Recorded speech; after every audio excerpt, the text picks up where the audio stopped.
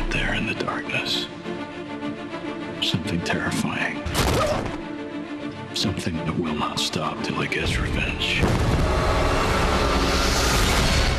Me.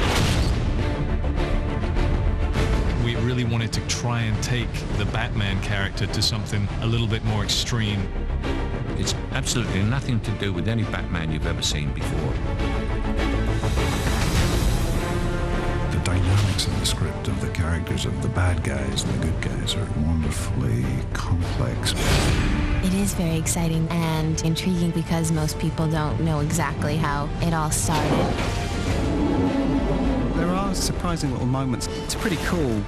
Nice car. You should see my other one. There's all kinds of things like just wonderful automobile. It is a story on an absolutely epic scale, and that is what Batman deserves. If you make yourself more than just a man, and if they can't stop you, you become something else entirely. Which is? Legend.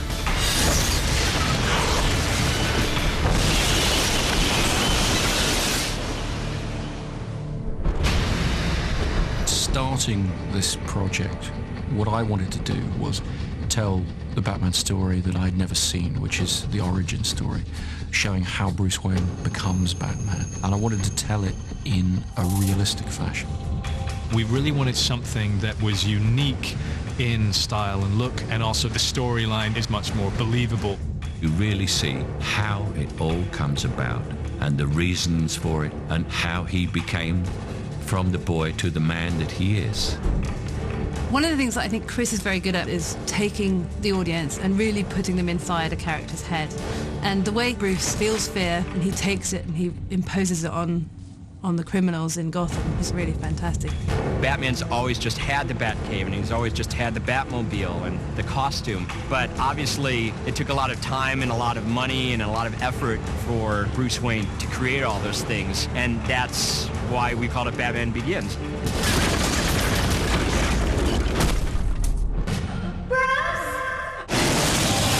We go right from the beginning. So you have the young Bruce Wayne before anything has gone wrong, and then in the alleyway when his parents are shot right in front of him. Don't be afraid. And then you get the college-age Bruce Wayne, who's kind of a lost cause in many ways. He doesn't really want to stay in Gotham. Now you think, because your mommy and your daddy got shot, you know about the ugly side of life, but you don't. You're Bruce Wayne, the Prince of Gotham. You'd have to go 1,000 miles to meet someone who didn't know your name. He just wants to get away from his life, so he disappears. This is the first Batman that left Gotham City. Showing the world outside of Gotham, I think it just lends that scope you don't often see in superhero movies. Are you so desperate to fight criminals that you lock yourself in to take them on one at a time? Actually, there were 7 of them. My character of Ducard, we meet him in a very dirty prison cell where Bruce Wayne has been thrown into bed, and I offer him a path out of his torture. You must become more than just a man in the mind of your opponent. Are you ready to begin? He trains and strengthens himself physically, mentally, with fighting skills. One of the great characters that has a great deal of complexity is the Ra's al Ghul character. Impressive. He's got this ambiguity of, is he evil or not? He's so mysterious guy, and nobody knows his background. As Gotham's favored son, you will be ideally placed to strike at the heart of criminality. Bruce now believes he can return to Gotham and make some kind of a difference and fight injustice. Have you told anyone I'm coming back? I just couldn't figure the legal ramifications of bringing you back from the dead. Dead? You've been gone 7 years. You have me declared dead? He's the one constant in his life, and he is basically his family. But Master Wayne, the guests will be arriving. Keep them happy until I arrive.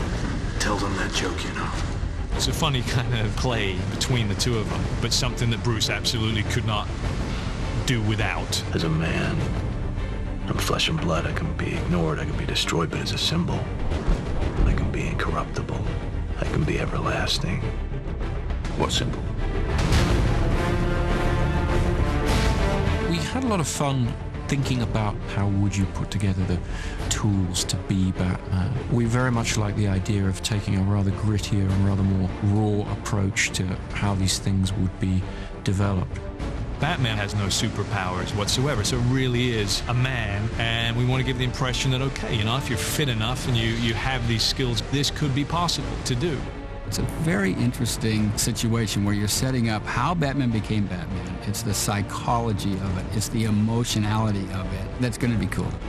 What's always been fascinating about Batman as a hero is that he's a figure who's taken a lot of the negative emotions that he feels, a lot of very powerful, dark things that he feels, and made something positive from them. Nomex survival suit for advanced infantry. Kevlar bi-weave, reinforced joints. Tear-resistant. This sucker will stop a knife. Bulletproof. Anything but a straight shot. Morgan Freeman plays a character named Lucius Fox, who is Bruce's conduit into Wayne Enterprises. What's your interest in it, Mr. Wayne? I want to borrow it for spelunking. Spelunking? Yeah, you know, cave diving. You expecting to run into much gunfire in these caves? He sort of takes him under his wing, really, and helps him in his quest to become Batman. He was involved with the creation of a lot of these products that they have warehoused. He has all this knowledge about what is there, how it got there, and what its purpose is. It's called memory cloth. Regularly flexible, but put a current through it, becomes rigid.